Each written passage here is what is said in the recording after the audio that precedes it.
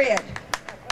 We're going to have to fight to build this movement and to build it on an independent basis.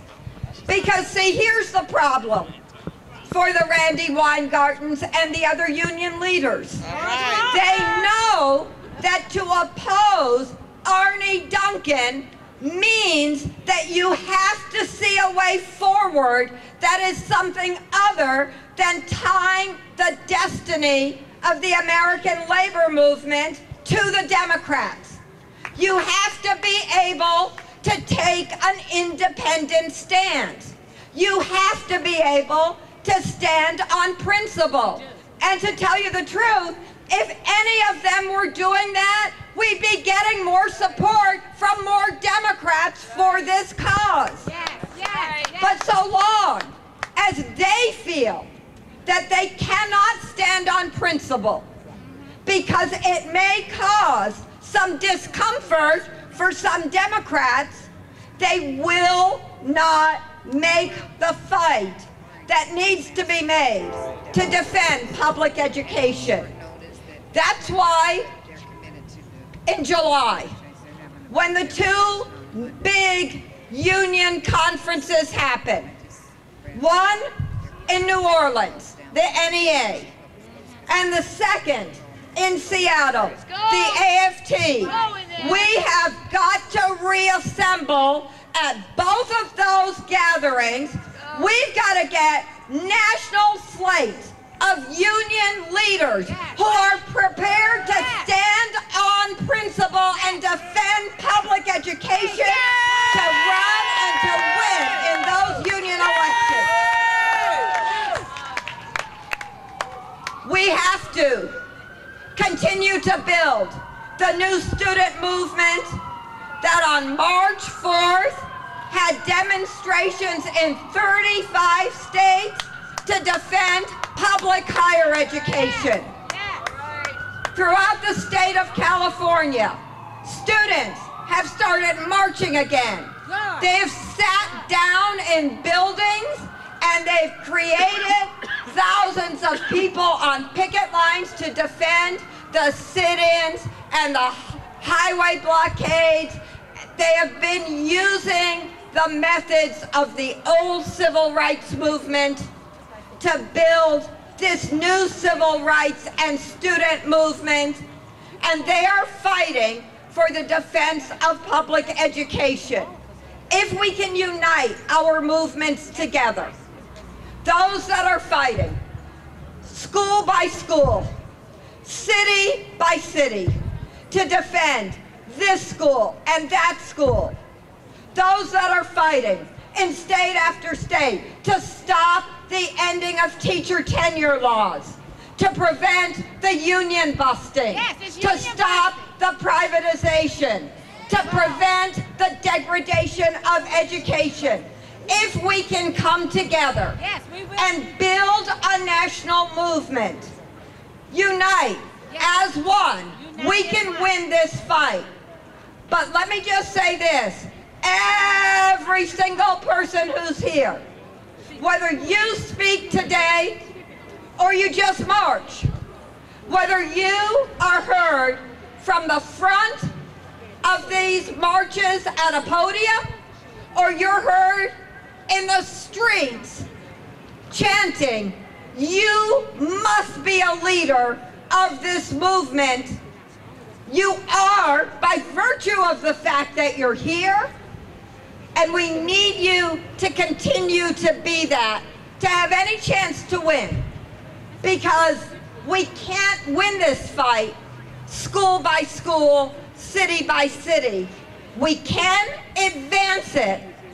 We can win important local victories, but to defeat this attack, we need a national movement and a national organization to succeed. I want to end by reading through some of the demands and asking people to vote on them to see if we have agreement to build this fight on this basis. The first is build the new independent civil rights, and student movements to defend public education from pre-K through college. All in favor of that demand? Pre-K to college. The second, demand that Arne Duncan stop toying with students' lives, end the race for the top scheme now, release all federal education funds to the state based on need. Provide massive federal aid with no strings attached to maintain public higher education. End the attacks against teachers, Black, Latino, and poor, working class, and middle class students of all races. Make public education a right again. No privatization of public education, no tuition or fee hikes, no program cuts, no layoffs, no furloughs. Stop union busting. Stop union busting! No union busting! No more separate and unequal. Restore Dr. King's vision for America. Our children are not for sale. Our children are not for sale! Our children are not for sale! And then finally, make funding public education this nation's priority. Tax those who received the $800 billion bailout, the corporations, the banks, the super rich, to fund universal public education for all. Public education! Public education! Public education! We start today. When Dr. King went to Birmingham in 1963, he labored for a month with no more than 26 people being prepared to picket, to march, to sit in. There was no way to fill the Birmingham jails, to break the back of Jim Crow with 26 people. They were too few. There were those who had opposed Dr. King's ever coming to Birmingham.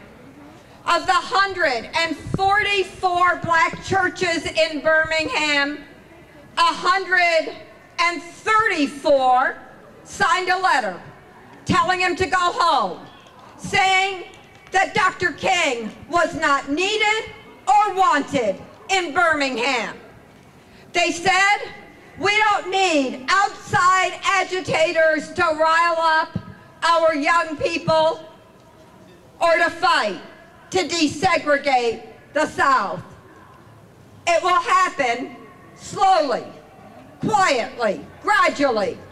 But Dr. King wouldn't leave. That's true. He went in to a Birmingham jail and he started to fight back.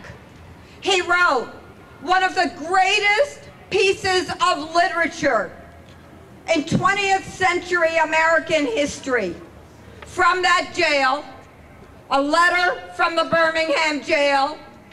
Read it when you get home. He wrote it on the white space of a newspaper, in the margins and down on the bottom, because he had no paper.